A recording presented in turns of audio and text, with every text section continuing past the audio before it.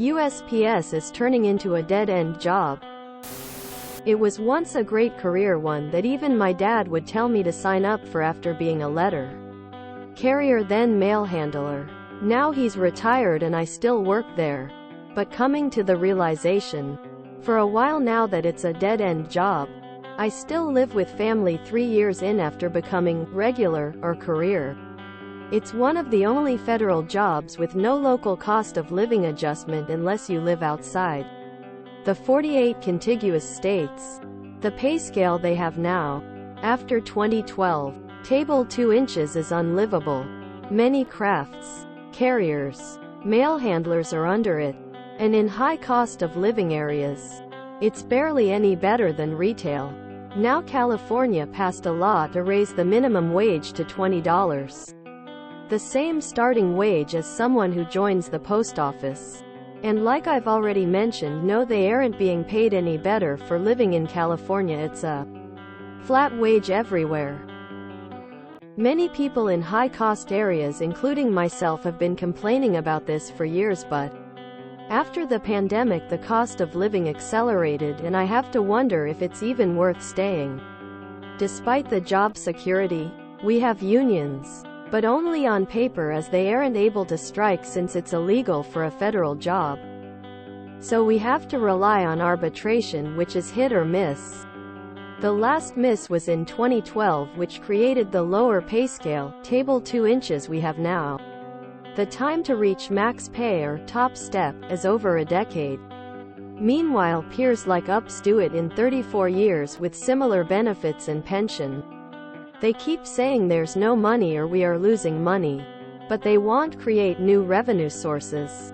One of the postal unions, APWU, has been trying for years to bring back banking services, but it always gets turned down. There's also the fact we are a federal agency technically, but don't receive any taxpayer funding. I am starting to question that as we spend way more on military and other expenses that we become a blimp. I think the total federal budget on mandatory expenses is $4 trillion just in 2023. Our total operating expenses as an organization are about $80 billion a year. For a service enshrined in the Constitution and been around since Benjamin Franklin was the Postmaster General, it sure feels like we are an afterthought, and definitely not essential. The whole point is to destroy the USPS so that it can be privatized and the right people can profit off its replacement. If I remember correctly, the Postmaster General owns a large stake in a private shipping company and has been intentionally sabotaging the USPS to protect against competition. The current postal board is just letting it happen because most boards are filled with old, out-of-touch rich guys. They probably own stakes in rival shipping companies as well. Thank the GQP. Conservatives call it starving the beast, and it's intentional. I know that experiences in other cities are different, but speaking as a carrier with years of experience, it's been a wonderful job for me and the family. My current pay rate is much higher than any minimum wage, and I get over 120 hours of vacation time every year. And my sick leave time is separate and accumulates without limit. I currently have over 500 hours. I feel bad for everyone in higher income areas though. Sounds accurate. The whole losing money thing pisses me off to no end. We're a service, it's literally in our name. We don't lose money. We have an operational cost. You don't hear these same people saying this about the military, etc. Biden and the Board of Governors need to fire DeJoy. I understand the sentiment. It was once considered a lifetime job. A good friend of mine who retired from USPS told me in the mid to late 1990s his job had turned from 80% preparing his bag and 20% route to the opposite 20% preparation to 80% route, and they changed their employment numbers accordingly. Fewer mailmen walking or driving longer routes because of automation. 2 words, Louis DeJoy. Our PO workers all vote Trump, Republican. Got what they voted for.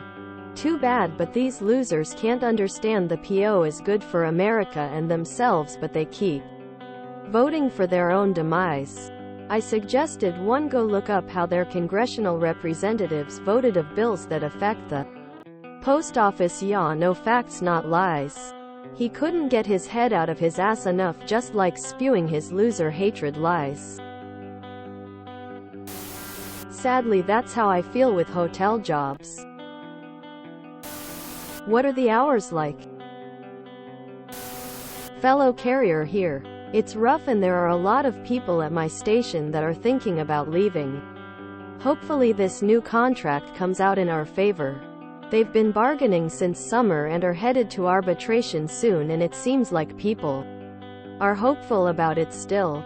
They've discussed going back to the single pay scale, so that would be a pretty large raise. With other unions getting such strong contracts and management falsifying HIIP training and getting caught last summer, I think arbitration would go in our favor. Attacks on USPS started in Reagan administration, same as with teachers. The point is to privatize and hand over to political donors $, while systematically underfunded to make it appear to be failing. See charter schools and vouchers, same thing, hand gov $, to buddies and donors. There is a book called Post Office by Charles Bukowski you might want to read. Jobs have their pros and cons. I took a pay cut just to work in an air-conditioned environment. Republicans have been trying to destroy the Postal Service so they can privatize it. For decades, most of the states that elect Republicans will be the ones most harmed if that comes to pass. Familiar pattern? I worked for the USPS when I was living in a rural northwestern area. For a small town, it was a decent job, though money was still tight. When life's circumstances led me to move to a major HCOL city, I was asked if I wanted to transfer. $17 in a farm town is okay, but $17 where the rents start at $2,000 is not going to cut it, and I went back to the industry I was trained in. I don't know how they get workers near me now. That's not enough to have any quality of life here. It was premeditated. If you enjoyed this video, please check out our playlists full of similar content. Epic Ericast is like doom scrolling for your ears. Please like, share, and subscribe.